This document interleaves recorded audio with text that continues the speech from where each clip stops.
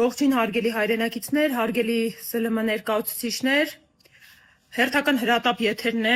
արդեն վատ ենք զգում, բայց սա բոլորիս գործն է ու հենց նման իրավիճակների դեմ է մեր պայքարը, կրկին առավոտվանից արժավ է մեր քաղաքական ուժի ուժեղ Հայաստանի նկատմամբ, խուզարկություններ են, բերման են ենթարկվել մեր համակիրներ և մեր ցուցակի կին ներկայացուցիչ, սա բավական մտահոգիչ է, որ թիրախավորվում են կանայք, բայց մենք արդեն ցույց ենք տվել ու հայ ժողովուրդն է ցույց տվել, որ յուրաքանչյուր մեկ անձի, երբ փորձում եք մեկուսացնել հայրենիքի համար պայքարի ճանապարհից, փոխարենը 10 հոգի համալրում է մեր շարքերը։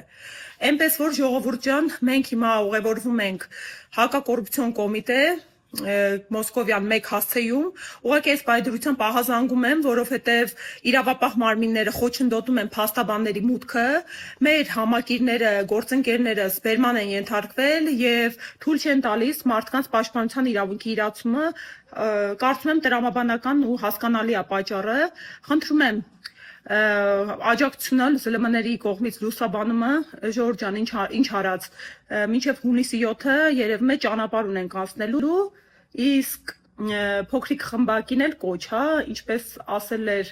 մեր համակարգող ղեկավար Նարեկ Կարապետյանը, փորձեք այս կռիվը տղամարդավարի իրականացնել։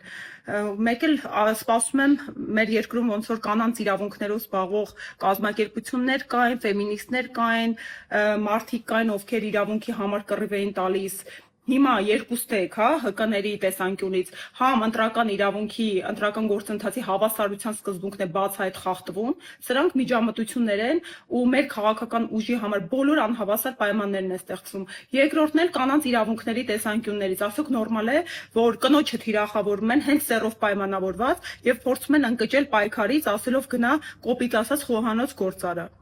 Էնպես որ հարգելիներս կհանդիպենք քիչ անց։